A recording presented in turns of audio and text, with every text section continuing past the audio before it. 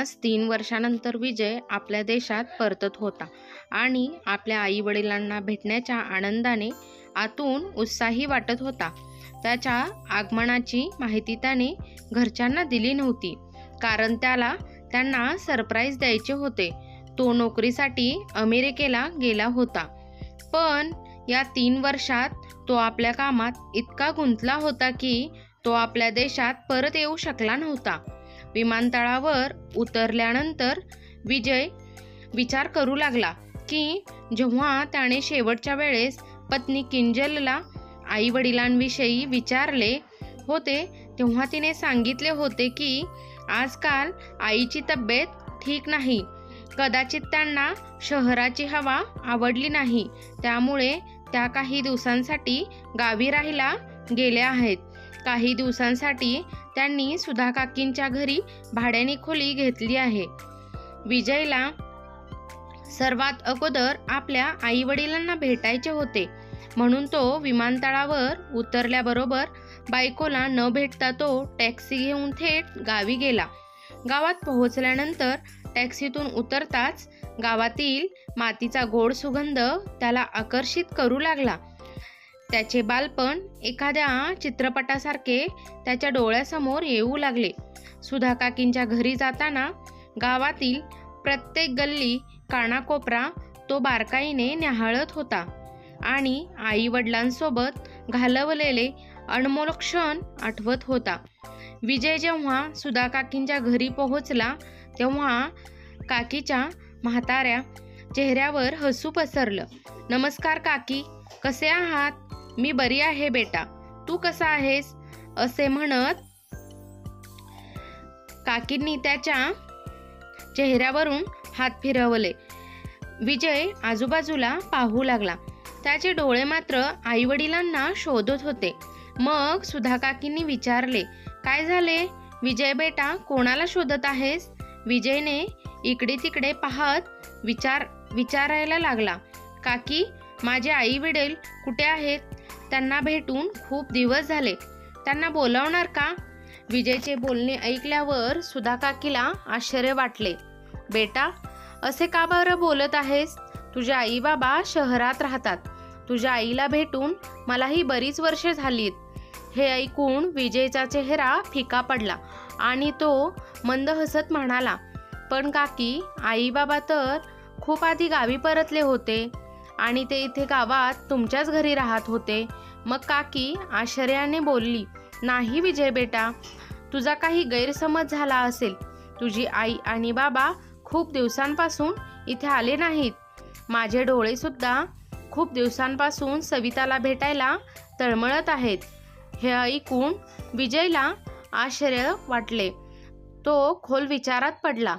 मग विजय बाहेर आला आणि गावातील इतर लोकांच्याकडे चौकशी करू लागला, पण त्याला काही कळले नाही.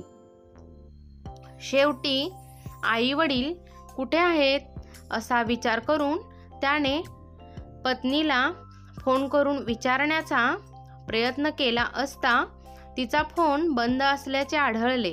त्याने अनेकदा प्रयत्न केले, पण पत्नीशी बोलू शकला नाही.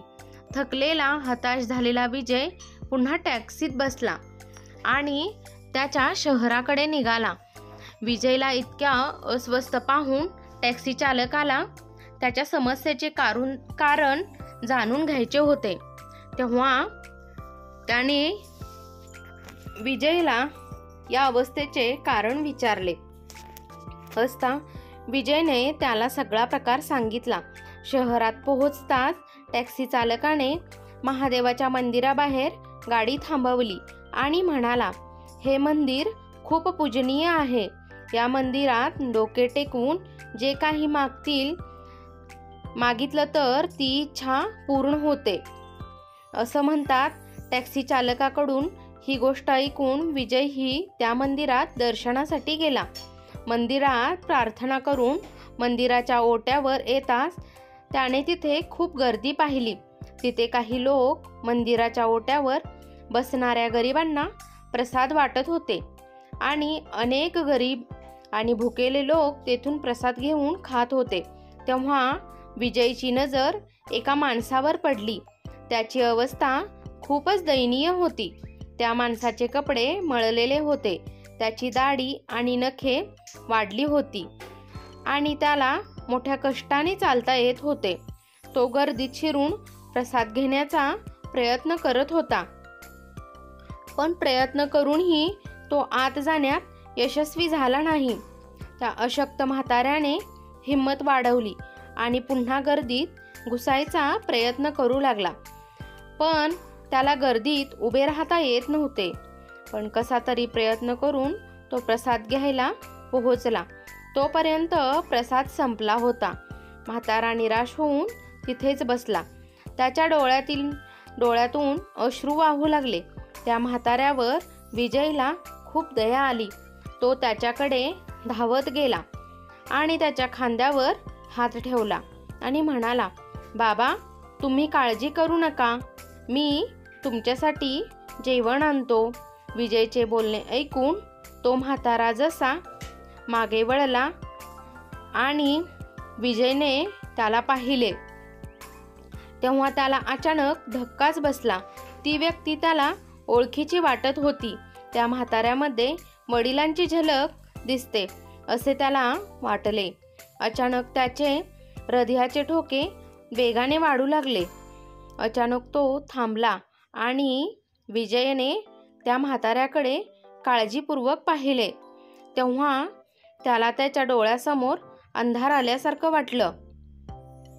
मळक्या कपड्यातील म्हातारे दुसरे तिसरे कोणी नसून त्याचे वडील कैलासराव होते. हे पाहून तो थक्क झाला. ज्यांचे खोलवर डोळे गेले होते, चेहऱ्यावर असंख्य सुरतुक्या पडल्या होत्या आणि शरीर फक्त एक सापळा बनले होते. विजयचा त्याच्या डोळ्यावर विश्वास बसेना. काही वेळासाठी त्याच्या तोंडातून काही शब्दच निघत नव्हते. मग तो दबक्या आवाजात म्हणाला, बाबा, तुम्ही या अवस्थेत इथे कसे आलात? आणि आई कुठे आहे, कशी आहे? असे म्हणत विजयने वडिलांना मिठी मारली. तेव्हा कैलासरावांनी त्याच्याकडे एक नजर टाकली आणि त्याला तिरस्काराने स्वतःपासून दूर केले आणि म्हणाले, आमच्या अवस्थेला फक्त तू जबाबदार आहेस. आणि आता काय घेण्यासाठी आला आहेस? आता तुला तुझ्या आईवडिलांची दया आली आहे की त्यांच्या परिस्थितीवर हसायला आला आहे? किंवा तुझे आईवडील जिवंत आहेत की ते मेले आहेत हे पाहायला आला आहेस? विजय म्हणाला, नाही बाबा, असे बोलू नका. मला तुमच्या लोकांच्या अशा अवस्थेबद्दल काहीच माहीत नव्हतं. तेव्हा कैलासरावांच्या डोळ्यात राग आणि द्वेषाचे भाव होते. ते म्हणाले, ठीक आहे, तुला आमची अवस्था माहिती नव्हती असे समजून घेऊ, पण आम्हाला इथे येऊन जवळपास 3 महिने उलटून गेले. तू तुझ्या बायकोला रोज घरी फोन करत असशीलच ना? तुझ्या बायकोला आमच्याबद्दल विचारणं तुला गरजेचे वाटलं नाही का?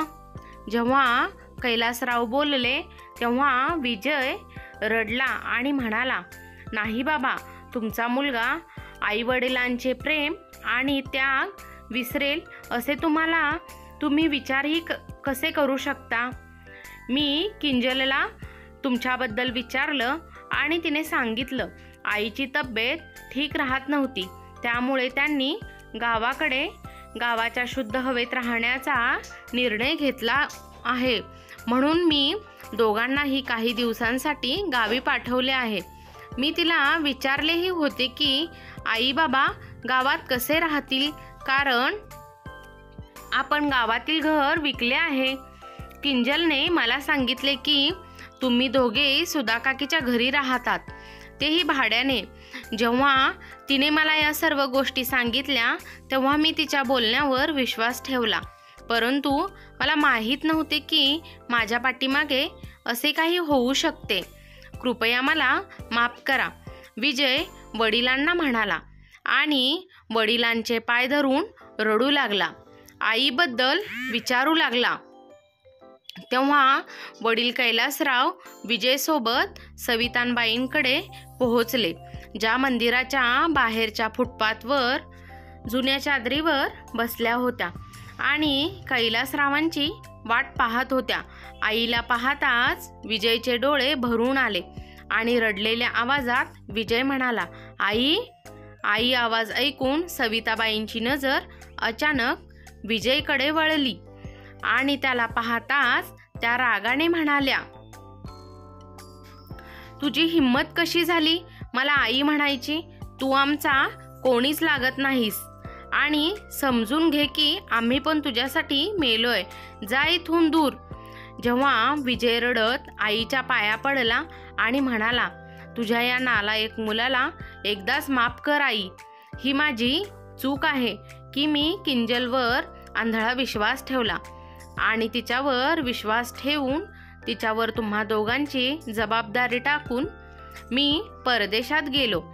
पण मला माहीत नव्हते की जेव्हा मी तुम्हा लोकांना भेटायला येईन तेव्हा मी तुम्हाला अशा अवस्थेत पाहीन. पण आई, आज मी शपथ घेतो की मी तुझ्या या प्रत्येक समस्येचा हिशोब घेईन.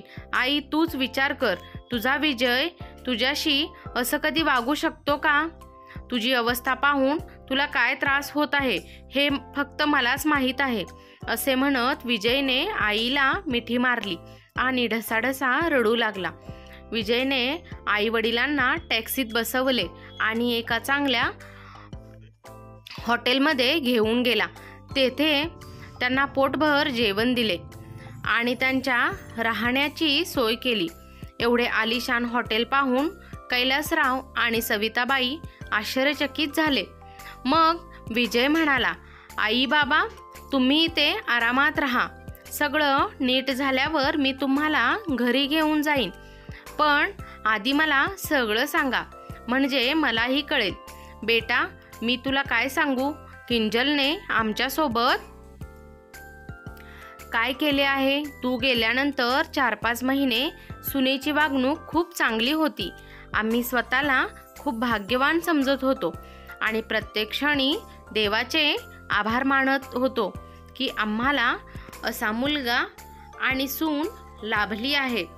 पण आम्हाला काय माहीत होतं, सुनेची छान वागणूक फक्त काही दिवसांसाठीच होती. तू आणखी 2 वर्षे अमेरिकेत राहणार आहेस हे कळल्यावर तिचा दृष्टिकोन अचानक बदलला.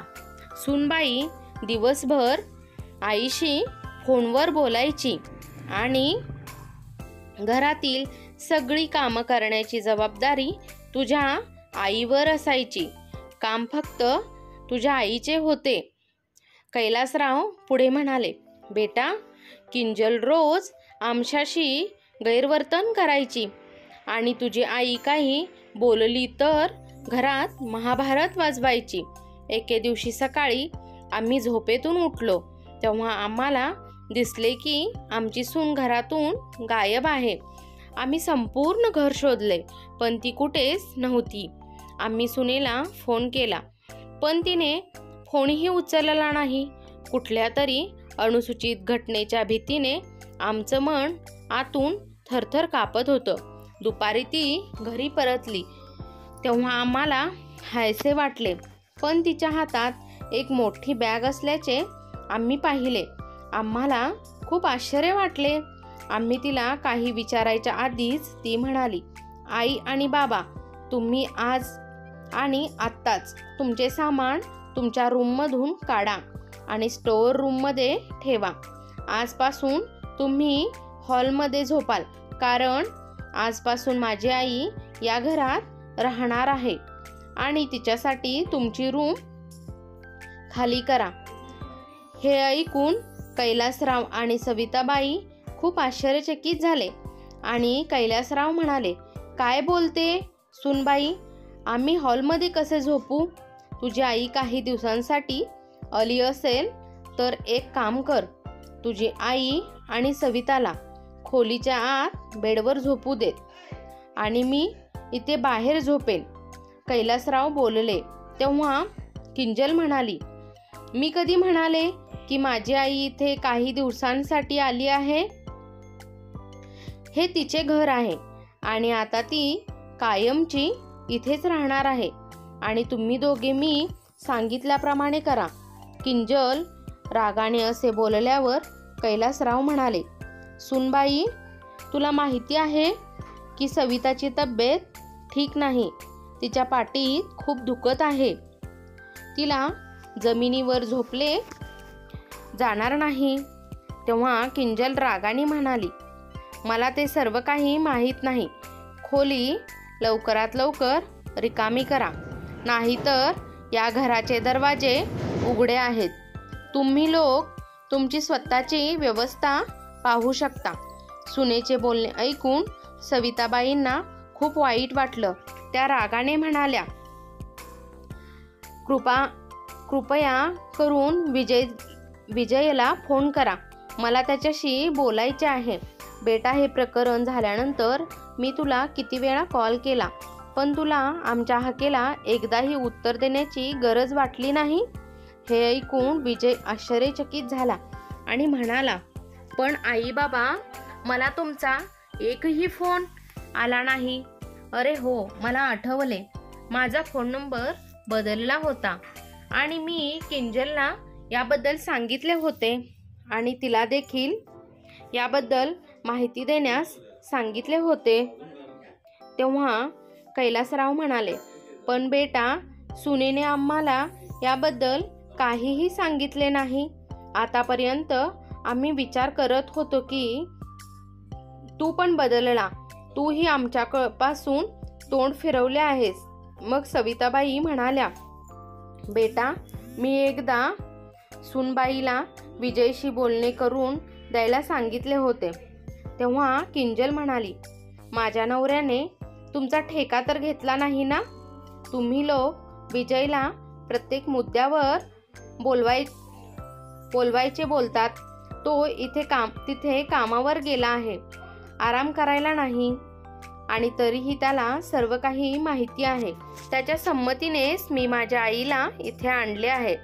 होय बाबा, किंजलने मला सांगितले की तिच्या आईला आमच्या घरी घेऊन येत आहे, कारण तिचा भाऊ आणि वहिनी तिच्या आईची योग्य काळजी घेत नाहीत आणि त्यांच्याशी भांडतात.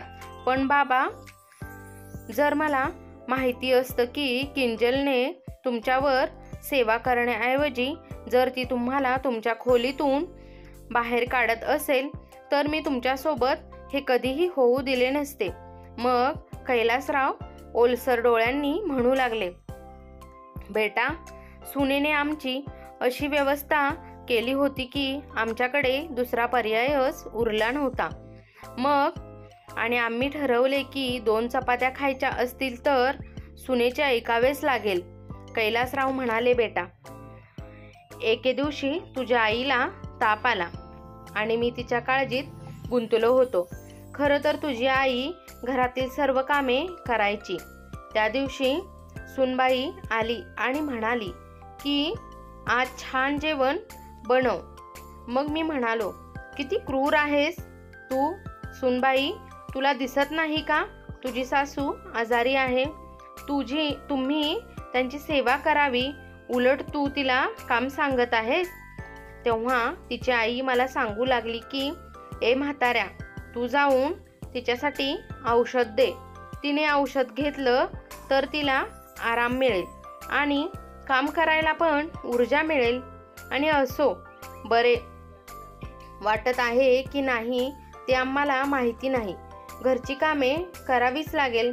बेटा, सुनेच्या आईचे हे बोलणे ऐकून मला खूप आश्चर्य वाटले आणि मी रागाने म्हणालो की तू पण एक स्त्री आहेस आणि तुला माझ्या बायकोचे दुःख समजले पाहिजे. आज माझी बायको घरचे कोणतेही काम करणार नाही. तेव्हा सविताबाई म्हणाल्या, बेटा, त्या दिवसानंतर सुनेने आणि तिच्या आईने आमच्यासोबत खूप दुर्व्यवहार केले. सुनेने तर आम्हाला जेवण देणे बंद केले होते. कसे तरी मी आणि तुझे वडील स्वयंपाकघरात जाऊन स्वतःसाठी अन्न शिजवून खात असू. त्यातही सून ओरडायची. एके दिवशी भूक लागली म्हणून मी भाकरी बनवत होतो. तेव्हा सूनबाई आणि तिची आई स्वयंपाकघरात आली आणि मला ओरडायला लागल्या. म्हणाल्या, म्हाताऱ्या, फुकटच्या भाकऱ्या खायला लाज वाटत नाही का? असे म्हणत सुनेने आणि तिच्या आईने माझा हात तापलेल्या तव्यावर ठेवला. आम्ही जोरजोरात हसू लागल्या. मी आणि सविता ओरडत होतो, पण त्यांना आमची दया आली नाही. वडिलांचे बोलणे ऐकून विजय रागाने लाल झाला. हातांच्या मुठी आवळत तो कसा तरी शांत झाला. सविताबाई म्हणाल्या, बेटा, एके दिवशी सुनेने घरी किटी पार्टीचे आयोजन केले होते आणि तिच्या अनेक मैत्रिणी घरात हजर होत्या.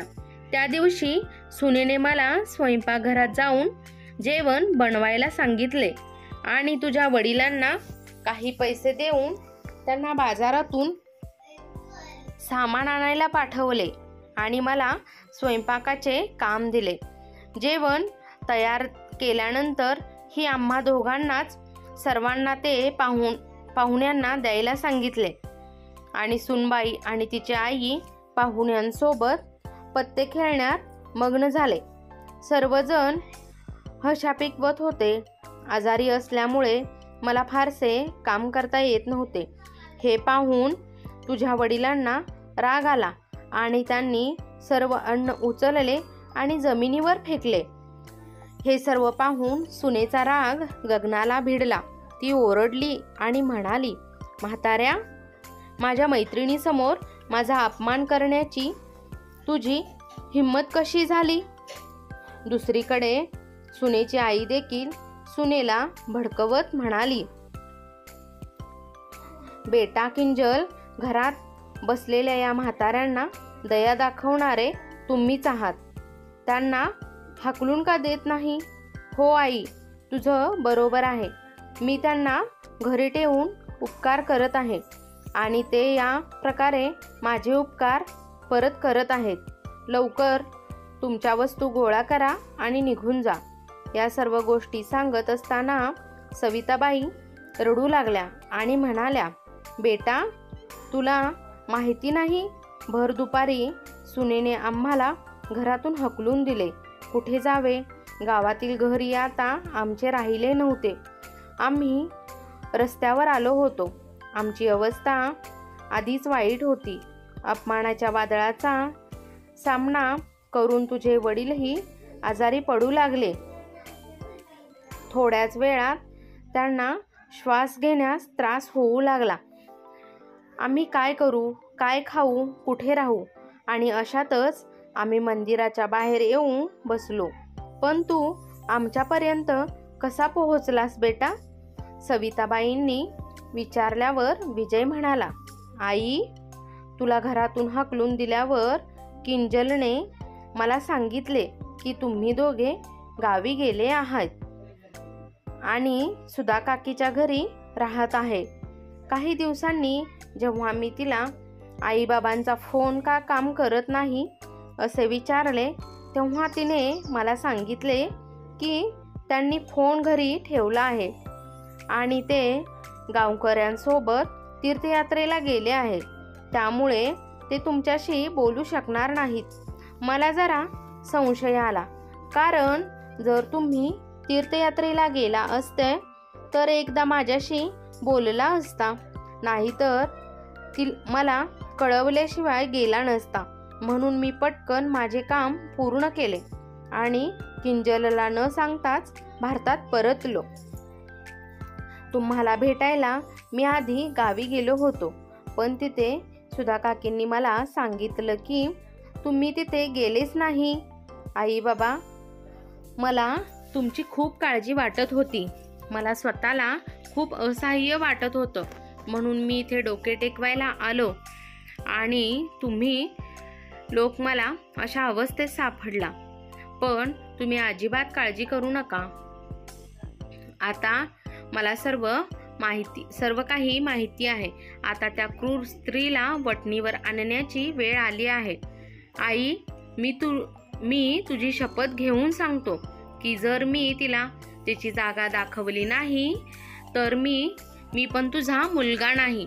असे म्हणत विजय आपल्या घरी परतला. घरी पोहोचताच आई आणि मुलगी दोघी चहा नाश्त्याचा आस्वाद घेत बसलेल्या दिसल्या.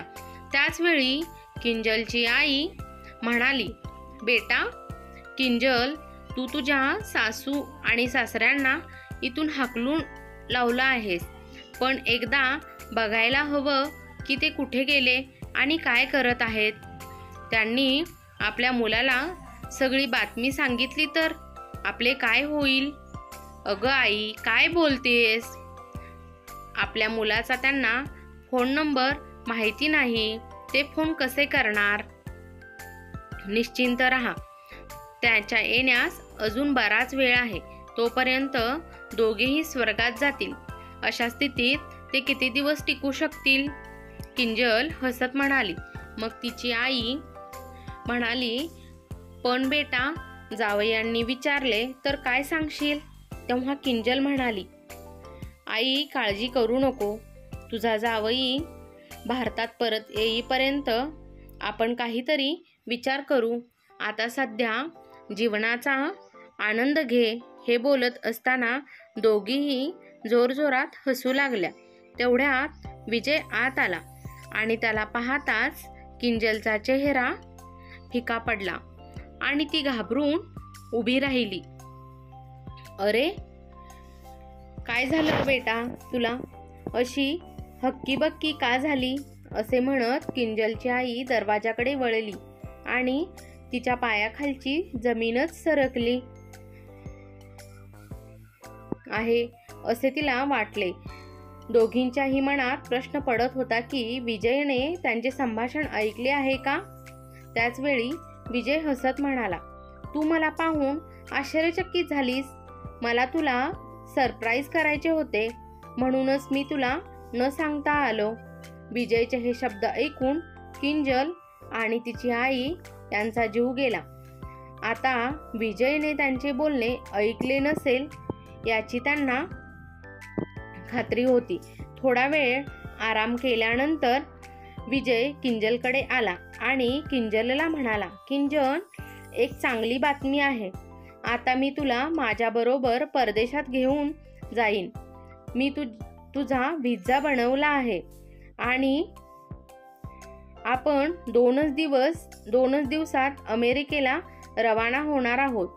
आई आणि वडील तीर्थयात्रेला गेले आहेत, त्यामुळे ते आता येऊ शकणार नाहीत आणि ते आल्यावर मी त्यांच्याशी बोलून त्यांची इथे राहण्याची व्यवस्था करेन. आता तू पटकन तुझे पॅकिंग सुरू कर. या गोष्टी ऐकून किंजलचे हृदय फुलले. आनंदामुळे तिचे पाय जमिनीलाही लागत नव्हते. तेव्हा या सर्व गोष्टी ऐकणारी तिची आई काळजीने म्हणाली, किंजल बेटा, तू परदेशात जायचा विचार करते आहेस, पण याचाही विचार कर की तू गेल्यावर मग माझे काय होईल. हे बघ आई, इतके दिवस मी तुला ठेवले आणि तुझी सेवा केली. आता तू तुझ्या मुलाकडे आणि सुनेकडे परत जा. कोणी त्यांच्या मुलीच्या घरी इतके दिवस राहतो का. जा, त्याची माफी माग. आता तुझ्यामुळे मी परदेशात जाणे थांबवू शकत नाही ना. परदेशात जाण्याची माझी किती इच्छा होती हे तुला माहिती आहे. आणि आता संधी मिळत असल्याने मी ही संधी जाऊ देणार नाही. आपल्या मुलीच्या या गोष्टी ऐकून तिची आई आश्चर्यचकित झाली.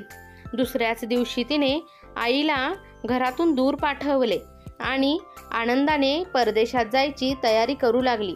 ज्या दिवशी फ्लाईट होती, विजयने तिला फ्लाईटमध्ये बसवले आणि म्हणाला, तू इथे बस, मी फक्त 2 मिनिटात आलो. पण जेव्हा फ्लाईट टेक ऑफ व्हायची वेळ आली तेव्हा विजय परतलाच नाही. किंजलने घाबरून तिचा फोन बॅगेतून काढला. तेव्हा फोनजवळ एक कागद ठेवल्याचे त्याने पाहिले. तिने तो कागद उघडताच त्यात लिहिले होते, जा आणि खूप मजा कर. आता तुला परदेशात समजेल की एखाद्या व्यक्तीला एकटे आणि असहाय्य सोडणे म्हणजे काय. माझ्या आईवडिलांना घरोघरी ठेच लागायला तूच घराबाहेर हाकलून दिलेस. तू त्यांना रक्ताचे अश्रू रडवले आहेस. आता तू परदेशातही भीक माग आणि भीक मागून पैसा गोळा कर, तेव्हा परत ये आणि तुझ्या आईकडेच राहा, कारण आता माझा तुझ्याशी काही संबंध नाही. किंजलने हे पत्र वाचले. तोपर्यंत फ्लाईटने उड्डाण केले होते. विमानाने टेक ऑफ होताच आपला जीव निसटल्याचा किंजलला भास झाला. परदेशात राहण्याच्या इच्छेमुळे तिला सासरच्या मंडळीपासून सुटका हवी होती आणि या इच्छेपोटी तिने आईलाही निराधार सोडले. आज संध्याकाळी परदेशात घरोघरी अडखळत होती आणि तिला तिच्या कृत्याचा पश्चाताप होत होता, कारण आज ती तिच्या जाळ्यात खूप अडकली होती. इथे कैलासराव आणि सविताबाई यांच्या लग्नाच्या 50व्या वर्धापना दिनानिमित्त विजयने त्यांना एक मोठा आलिशान फ्लॅट विकत घेतला आणि हॉटेलमधून थेट त्याच फ्लॅटवर नेले. दोघेही आपल्या मुलासह घरात प्रवेश करतात. एवढे आलिशान घर पाहून आश्चर्यचकित वाटले. तेव्हा विजय म्हणाला, माझ्या प्रिय आई आणि वडिलांना लग्नाच्या 50व्या वाढदिवसाच्या खूप खूप शुभेच्छा. आता हे घर तुमच्या नावावर असल्यामुळे तुम्हाला तुमच्या घरातून कोणीही बाहेर काढू शकत नाही. आपल्या मुलावरचे इतके प्रेम पाहून कैलासराव रडलेल्या डोळ्यांनी म्हणाले, बेटा, आम्हाला माफ कर. आम्ही तुला खूप चुकीचे समजले, पण आज तू तुझ्या आईवडिलांचा गैरसमज दूर केला आहे. विजयच्याही डोळ्यात आनंदाश्रू होते. काही वेळाने विजयला किंजलचा फोन आला, पण विजयने तिचा कॉल डिस्कनेक्ट केला. तिने अनेकदा फोन केला, पण विजयने उचलला नाही. मग जेव्हा कैलासरावांनी विचारले, तेव्हा विजयने किंजलला तिच्या वाईट कृत्याची शिक्षा कशी दिली याबद्दल सर्व काही सांगितले. हे ऐकल्यावर कैलासराव आणि सविताबाई काळजीत पडले. काही वेळाने किंजलने पुन्हा फोन केला आणि कैलासरावांनी फोन उचलला. तिकडून किंजलच्या रडण्याचा आवाज आला. ती विनवणी करू लागली, करत म्हणाली, मला माफ करा, मला येथून घेऊन जा. कैलासराव म्हणाले, सुनबाई. आणि कैलासरावांचा आवाज ऐकताच किंजल मोठमोठ्याने रडू लागली आणि म्हणू लागली, बाबा, मी तुमच्याशी खूप वाईट वागले. याच कारणामुळे विजयने मला एकटे सोडले आहे. त्याने माझ्याशी सर्व संबंध संपवले आहेत. त्यांना काही समजावून सांगा. मी इथे खूप अडचणीत आहे बाबा. मी माझा धडा शिकले आहे. मी शपथ घेते की आजपासून मी तुम्हा लोकांना कोणताच त्रास देणार नाही. किंजलने हे सांगताच कैलासराव आणि सविताबाई यांची हृदये द्रवली. त्यांनी आपल्या मुलाला किंजलला भारतात आणण्यासाठी व्यवस्था करण्यास सांगितले. 2 दिवसांनी किंजल घरी पोहोचली. तिने सासरच्या लोकांच्या पाया पडून त्यांची माफी मागितली आणि त्यांची चांगली सेवा करू लागली. आज एका मुलाने जगासमोर आदर्श ठेवला होता. मात्र जेव्हा किंजलची आई घरी पोहोचली तेव्हा तिने पाहिले की तिचे सर्व सामान स्टोअर रूम मध्ये हलवण्यात आले आहे. तिच्या स्वतःच्याच खोलीत तिच्यासाठी जागा नव्हती, कारण त्या खोलीत कैलासराव आणि सविताबाई आराम करत होते आणि टीव्हीवर गाणे चालू होते. मित्रांनो, हे खरं आहे की आपण जे पेरतो तेच उगवते.